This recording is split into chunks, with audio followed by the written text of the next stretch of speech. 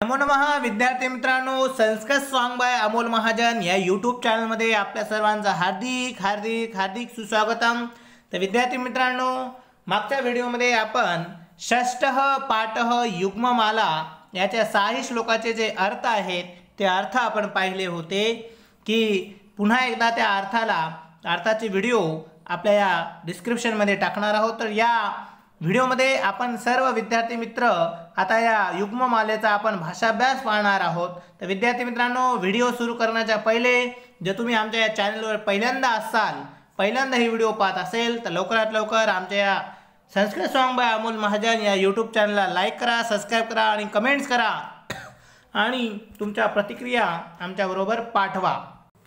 तर विद्यार्थी मित्रांनो, चला तर मग व्हिडिओ सुरू करूया। भाषाभ्यास या भाषाभ्यासमध्ये जो श्लोक नंबर 1 आहे, पहिला श्लोक जो होता की ज्याप्रमाणे कसोटीच्या दगडावर जोरात घासल्याने, कापण्याने, तापल्याने, ठोकल्याने असे 4 प्रकारे सोने पारखले जाते, त्याचप्रमाणे शिक्षण, चारित्र्य, सद्गुण आणि कार्य या 4 गोष्टींनी माणसाचे पण पारख केले जाते। तर चला उदाहरणार्थ मित्रांनो, कनक परीक्षा कथम भवती याचं पूर्ण वाक्यामध्ये उत्तर घ्यायचं आहे की कनकांची परीक्षा निघर्षण छेदन ताप ताडने क्रियते। निघर्षण छेदन ताप ताडने असा शब्द या पहिल्याचा आहे। दुसरा आहे पुरुष परीक्षा कथम भवती, दुसरा भी आपण वाचून घेऊया। बघा, पुरुषांची परीक्षा कशी होती। पहिलं जो आहे कनक परीक्षा कशी होती, तर कनिकाची परीक्षा निघर्षण छेदन ताप ताडने आणि पुरुषाची परीक्षा श्रुतेन शिलेन गुणेन कर्मणा अशा 4 कार्याने होते। त्याचप्रमाणे असे 2 प्रश्न या एका वाक्यामध्ये दिलेले होते। त्यानंतर दुसरा प्रश्न जो आहे की जाल रेखाचित्र इथे करा, की मग इथं छेदनेन इथं दिलेलंच आहे, मग इथं काय होईल, तापेन, इथं ताडनेन, बरोबर, आणि इथं निघर्षणेन, छेदनेन, इथं निघर्षणेन, इथं तापेन आणि इथं काय करा, ताडनेन, अशाप्रमाणे 4 शब्द इथे येतील। त्यानंतर आ मध्ये बघा, पुरुष परीक्षा, पुरुषांची परीक्षा कशी होती बघा, श्रुतेन शिलेन, इथं गुणेन दिलेलं आहे, इथे कर्मणा। पुन्हा एकदा श्रुतेन शिलेन गुणेन दिलेलंच आहे आणि इथं कर्मणा लिहायचं आहे। श्रुतेन शिलेन आणि कर्मणा अशाप्रमाणे इथे या दिलेला आहे। त्यानंतर तिसरा जो माध्यम भाषा उत्तर द्या की काय आहे माध्यम भाषा, यथा चतुर्भी इति श्लोकस्य स्पष्टीकरण लिखत, की आहे याचं स्पष्टीकरण लिहा। तर काय स्पष्टीकरण आहे ते आपण पाहूया की काय दिलेलं आहे। यथा चतुर्भी इति श्लोकस्य स्पष्टीकरण लिखत, की बघा की स्पष्टीकरण द्यायच्यासाठी सगळ्यात पहिली लाईन अशी लिहायची विद्यार्थी मित्रांनो की प्रस्तुत पाठा युग्ममाला या श्लोकाचा जो प्रथम आहे, खरे सोने 100 नंबरी आहे की नाही ते पाहण्यासाठी ते कसोटीच्या दगडावर घासतात, कापतात, तापवतात आणि ठोकून त्याचा पत्रा बनवतात। या 4ही कसोट्यांनी सोने हे सोने ठरते। तसे माणूस चांगला आहे तेवढेच काय, तो खऱ्या अर्थाने माणूस आहे की नाही हे देखील 4 उपायांनी पारखता येते विद्यार्थी मित्रांनो। त्याची विद्या किंवा त्याचं शिक्षण, त्याचं चारित्र्य, त्याचं सद्गुण आणि त्याचे कर्म म्हणजे वर्तन, कार्य आणि कर्तबगारी इत्यादी गोष्टींनी त्या माणसाची योग्यता ठरवता येते, असं हे या श्लोकाचं स्पष्टीकरण होतं।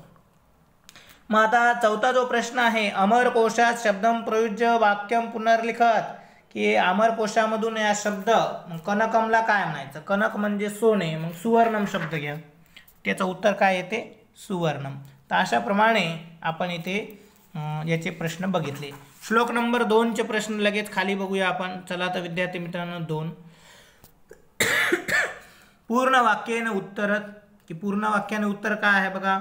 पूर्ण वाक्यात उत्तर अल्पदी कुत्र श्लाघ्य भवती, की अल्प कमी बुद्धीचा माणूस कुठे प्रशंसनीय ठरतो, बरोबर का नाही, कमी बुद्धीचा माणूस कुठे प्रशंसनीय ठरतो। मग काय दिलेलं आहे बघा, अल्पदी कुत्र श्लाघ्य भवती, यत्र विद्वज्जन न अस्ति तत्र अल्पदी श्लाघ्य भवति. बघा याच्यामध्ये दिलेला आहे. याच्यामध्ये द्वितीय श्लोकामध्ये जो अन्वय आहे बघा, इथे अन्वयामध्ये बघा जिथे विद्वान लोक नसतात तिथे जो अल्पदी आहे कमी बुद्धीचा आहे तो श्लाघ्य भवति म्हणजे प्रशंसनीय ठरतो. दुसरा आहे एरंड कुत्र द्रुमायते. की एरंड आहे कुठे शोभून दिसते, कुठे झाड बनते. बघा निरस्त पादपे देशे एरंड अपि द्रुमायते. हे बघा पादपे निरस्त झाड नसलेल्या देशामध्ये, पुन्हा एकदा आपण बघू, झाड नसलेल्या देशामध्ये एरंड सुद्धा द्रुमायते. अशा प्रमाणे हे उत्तर आपण दुसऱ्याचं पाहिलं. बघा त्यानंतर दुसरा आहे संधी विग्रहम कुरुत. संधी विग्रह श्लोकाच्या खाली दिलेलेच आहे, तिथं तुम्ही बघून घ्यास. श्लाघ्य प्लस तत्र अल्पदी प्लस अपि अशा प्रमाणे संधी विग्रह केलेली आहे. तिसरा श्लोक आहे अमरकोशात शब्दम प्रयुज्य वाक्यम पुनर्लिखित.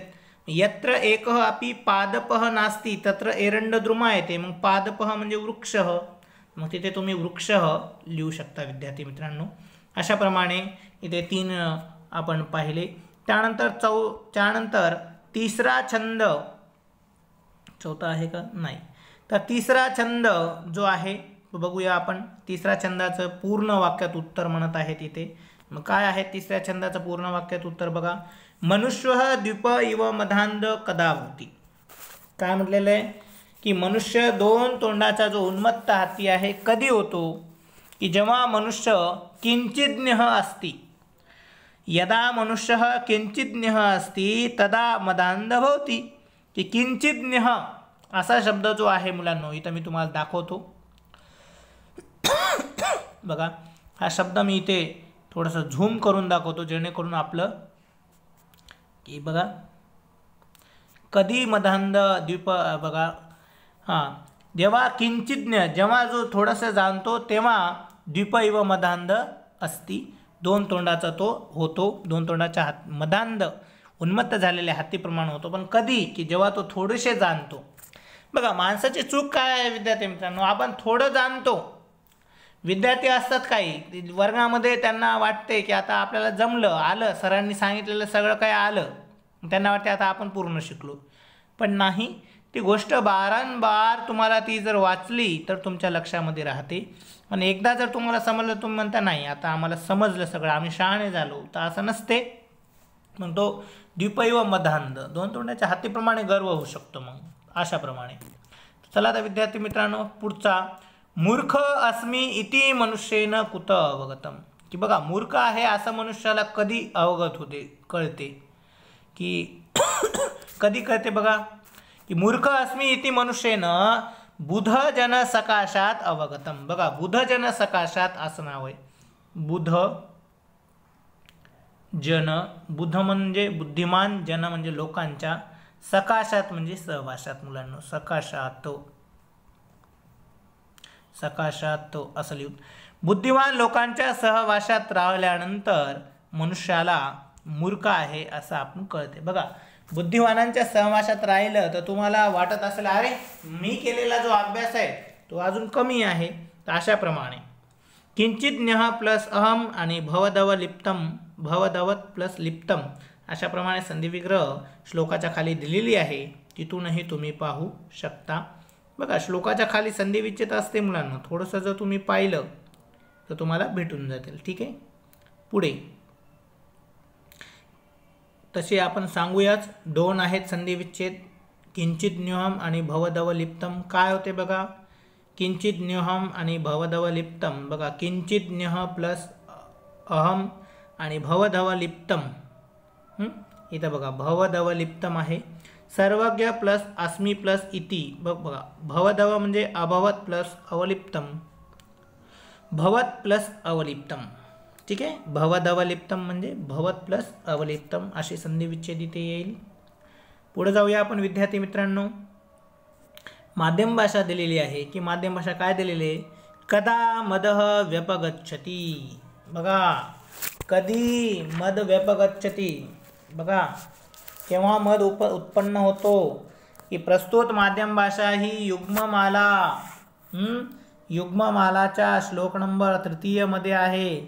की काय आहे की माणसाला कधी मद निर्माण होतो की थोड्याशा ज्ञानाने झालेला गर्व खऱ्या ज्ञानी माणसाच्या सहवासात राहिल्याने जातो. खऱ्या ज्ञानी माणसाजवळ राहून थोडेफार कळू लागले की आपल्या अज्ञानाची जाणीव होते. बरोबर विद्यार्थी मित्रांनो, आपण ज्याला ज्ञान समजत होतो हे ज्ञान नव्हते तर केवळ माहिती होती आणि ते ज्ञान किती तोकडे किंवा अपूर्ण आहे ते कळू लागते आणि आपला गर्व आणि ताप निघून जावा त्याप्रमाणे पार पडून जातो असे भर्तृहरींनी म्हटले आहे.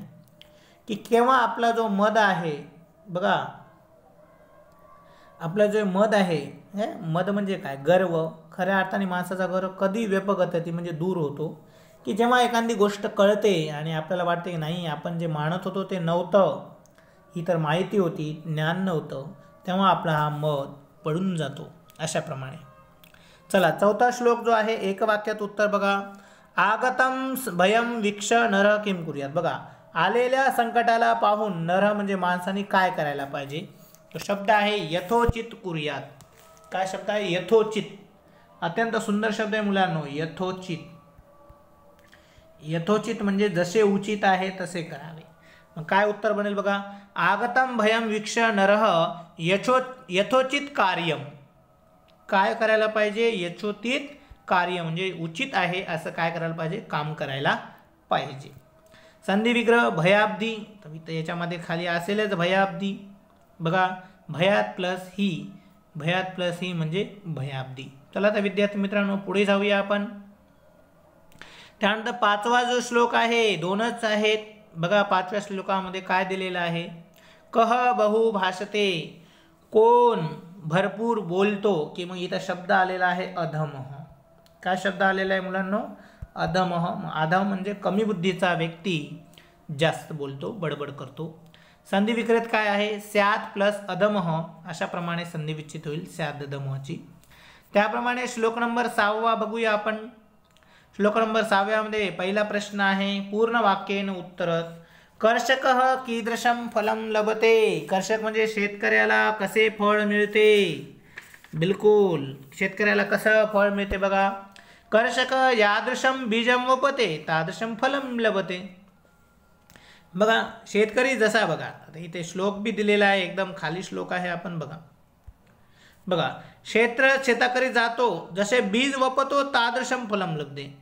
कर्षक जसे बी लाभतो तादृशं फलं लभते, तसे त्याला काय मिळते मुलांनो, फळ मिळते. मग उत्तर काय लिहायचं, कर्षकः यादृशं बीजं वपते तादृशं फलं लभते. कर्षक जसे बी वपते म्हणजे लावतो तसे त्याला फळ मिळते. एवढंच उत्तर लिहायचं, कर्षकः यादृशं बीजं वपते तादृशं फलं लभते.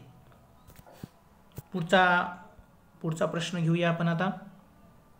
क्षेत्रमासाद्य आणि वापी याचा संधी विच्छेद करा. आपल्याला इथे दिलेला आहे क्षेत्रमासाद्य आणि वापी दोन्हीही संधी विच्छेदून बघा. क्षेत्रम प्लस आसाद्य आणि वा प्लस अपी वापी असे दोन्हीही संधी विच्छेद श्लोकाच्या खाली दिलेले आहेत विद्यार्थी मित्रांनो, वाचून घेतले तरी होतात. माध्यम भाषा बघा, की माध्यम भाषा अशी दिलेली आहे की मनुष्य स्वकर्मणः कीदृशं फलं लभते. की मनुष्याला स्वतःच्या कार्याने कामाने कशाप्रमाणे कसे फळ लाभते. तर मग इथे त्याची आपण इथे बघूता. माध्यम भाषा अत्यंत सुंदर आहे मुलांनो, किती मस्त मस्त माध्यम भाषा आहे. की मनुष्य स्वकर्मणः कीदृशं फलं लभते. प्रस्तुत माध्यम भाषा ही युग्ममाला या पाठातील आहे. बघा, पेरावे तसे उगवते अशी एक म्हण आहे विद्यार्थी मित्रांनो. शेतकरी शेतात जाऊन ज्या प्रकारचे बी पेरतो, जे पेरतो तेच उगवते. भात पेरून ज्वारीचे पीक येणार नाही, तसेच माणूस जसे कर्म करील तसे फळ त्याला मिळते. वाईट कर्म करून चांगले फळ मिळणार नाही, निकृष्ट दर्जाचे काम करून उत्कृष्ट फळ मिळणार नाही. पुण्य आणि पाप या कल्पना बाजूला ठेवल्या तरी व्यवहारातला अनुभव आपल्याला काय दर्शवतो, चांगला अभ्यास करणारा परीक्षेत चांगले यश मिळवतो, चांगला कारागीर उत्तम पगाराची नोकरी सहज मिळवतो, गुन्हेगाराला शिक्षा होते. ही उदाहरणे पुरेशी बोलकी आणि बोधप्रद आहेत. म्हणजे विद्यार्थी मित्रांनो एकंदरीत समजलं असेल की जसं आपण कर्म करतो तसे आपल्याला फळ मिळते. म्हणजे आपण चांगले केले तर आपल्याला चांगले काम मिळते. असे अनेक उदाहरण एक उदाहरण आपल्या श्लोकामध्ये दिलेलं आहे की जसे शेतकरी असतो, शेतात जाऊन बी पेरतो, तसे त्याला फळ मिळते. त्याचप्रमाणे आपण व्यवहारामध्ये जर चांगले काम केले तर आपल्याला चांगलं म्हणतील लोक, आणि आपण जर वाईट काम केले तर आपण काय करेल, वाईट होऊ.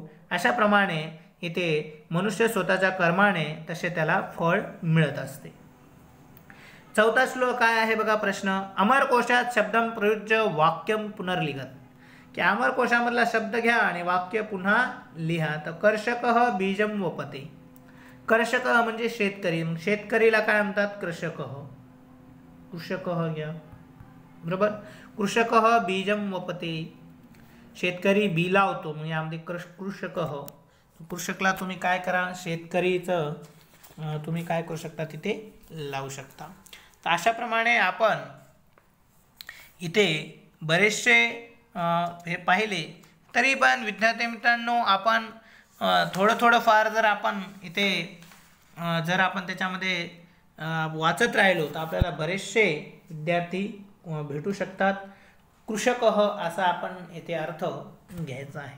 तर विद्यार्थी मित्रांनो, अशाप्रमाणे आपण बरेचसे सगळ्या श्लोकाचे अर्थ पाहिलेले आहेत. पुन्हा एकदा असेच नवनवीन व्हिडिओ पाहण्यासाठी यूट्यूब चॅनलला आमच्या सबस्क्राईब करा. आणि पुढच्या पाठामध्ये पुढचा जो पाठ आहे त्याचं नाव आहे, जो भाषापत्रम आहे 4, 5, 6 या पाठावर आधारित असलेला तो भाषापत्रम 2 आहे. भाषापत्रम 1 आपण मागच्या वेळेस लिहिलं होतं. आज आपण भाषापत्रम 2 वर आपण नंतर चर्चा करणार आहोत. तर चला तर विद्यार्थी मित्रांनो, आता आपण इथेच थांबूया. तोपर्यंत धन्यवाद. पुनर्मिलामः.